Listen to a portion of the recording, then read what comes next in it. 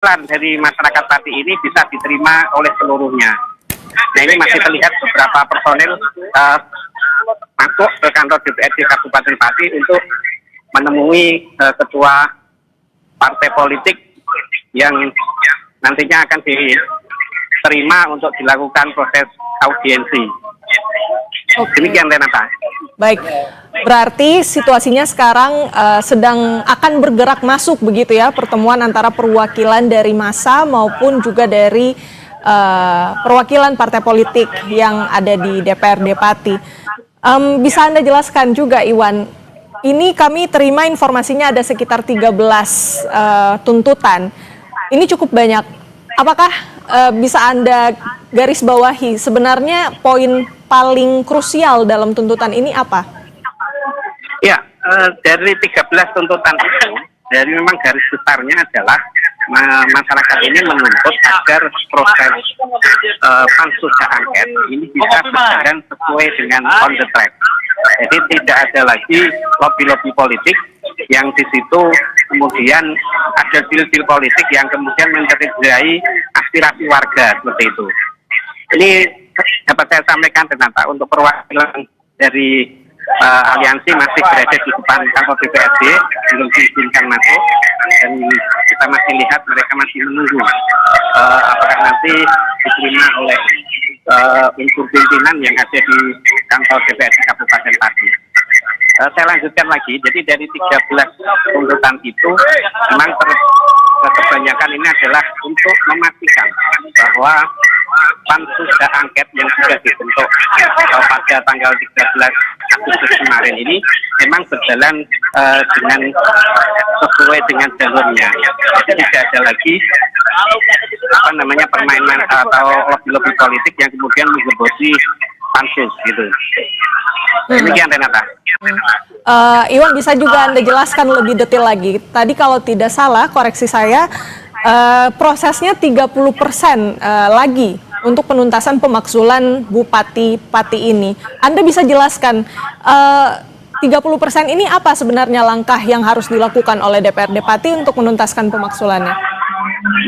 Ya, memang benar, Renata. Jadi kemarin itu sebetulnya ada 12 tuntutan warga yang disampaikan atau disetujui untuk dibahas dalam pansus hak angket.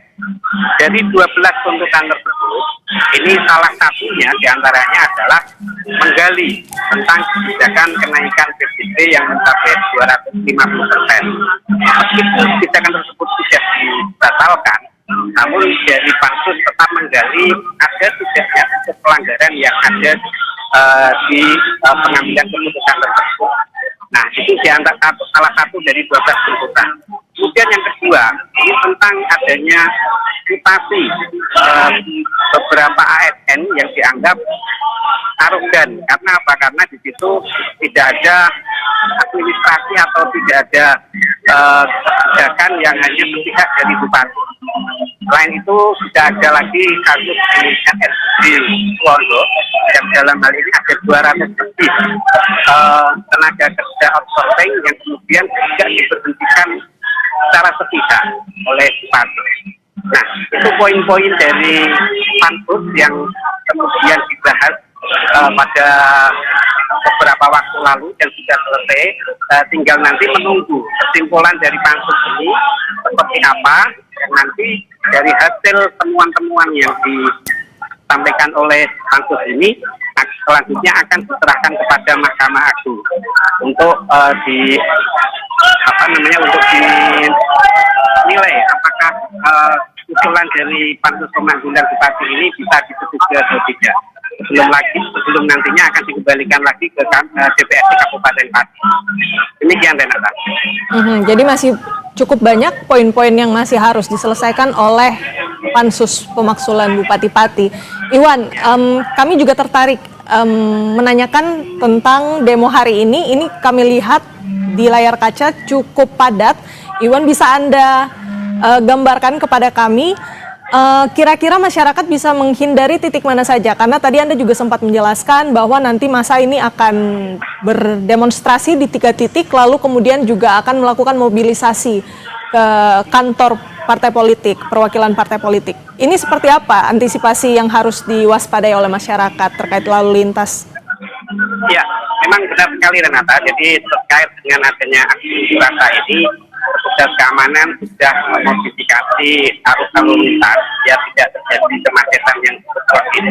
Jadi bagi warga masyarakat Pati untuk sementara waktu ini diminta untuk menghindari jalur menuju ke arah simpang 5 Pati. Jadi di sini sudah ditutup sama kepolisian, tidak ada lagi arus kendaraan yang diizinkan masuk ke alun-alun Pati. Karena apa? Karena memang di sini adalah titik di mana masyarakat berkumpul dan kemudian menyampaikan aspirasinya di depan kantor DPRD Kabupaten Pati. Selain itu juga ada titik-titik di mana masyarakat diminta tidak menghindari, yaitu diantaranya di Jalan Pahlawan. Di situ juga masyarakat Pati diimbau untuk tidak masuk ke jalan utama dahulu, karena saat ini masih terjadi kerumunan massa yang cukup banyak. Jadi ini saya lihat kalau tadi di awal mereka waktu bergerak kemungkinan baru sekitar ratusan, tapi ini mungkin sudah mencapai ribuan massa yang ada di depan kantor DPRD Kabupaten Pati. Dan tentunya ini juga akan cukup mengganggu arus lalu lintas jika masyarakat masih memaksa untuk melewati alun-alun Kabupaten Pati. Demikian Renata. Baik, ada beberapa titik yang harus diwaspadai masyarakat. Iwan, kami konfirmasi kembali, tadi sudah mulai bergerak perwakilan massa untuk segera beraudiensi. Apakah perwakilan tersebut sudah mulai masuk, sudah melakukan audiensi, atau seperti apa pantauan Anda? Ya, dari pantauan kami saat ini belum, dari perwakilan masyarakat ini masih belum diterima oleh DPRD Kabupaten Pati. Mereka masih duduk-duduk di depan halaman kantor DPRD Pati. Saat ini mereka masih menunggu apakah nanti akan diterima oleh pimpinan atau siapa yang akan menemui mereka. Jadi mereka masih berada di halaman kantor DPRD Kabupaten Pati. Baik, terima kasih banyak informasi lengkapnya. Jurnalis Kompas TV Iwan Miftahudin dari Pati, Jawa Tengah. Selamat kembali bertugas. Dan saudara, itu dia tadi ada sejumlah poin yang disampaikan oleh jurnalis Kompas TV yang melaporkan langsung di depan gedung DPRD Pati untuk melaporkan situasi terkini demonstrasi yang dilakukan oleh warga Pati. Ini tentu terkait dengan tuntutan masyarakat Pati agar panitia khusus pemaksulan Bupati Pati ini bisa segera menuntaskan proses pemaksulan dan juga meminta agar ketua parpol ini bisa terus mengawal penuntasannya dan memecat kader atau anggota DPRD yang tidak bekerja maksimal. Dan ada beberapa titik yang harus diwaspadai oleh masyarakat. Ada pengamanan yang dilakukan oleh kepolisian sebanyak 1.200 personil tersebar di beberapa titik di Pati. Dan saudara, demikian breaking news Kompas TV.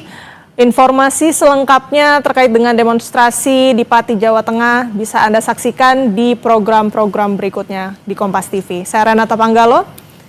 Terima kasih, sampai jumpa.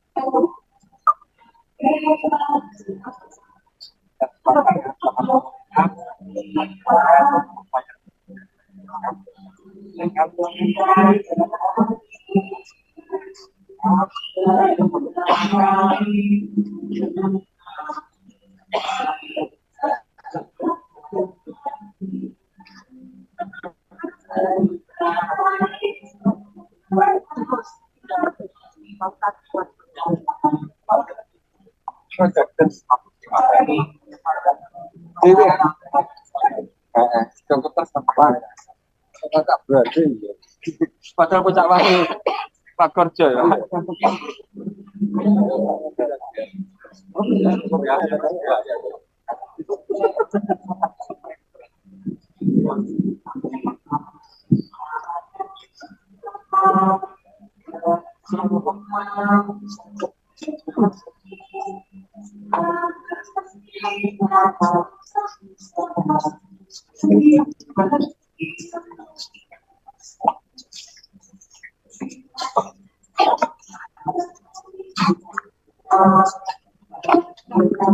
Ya ini yang kita ya. Yang kita perjuangkan ya. Kita tahu.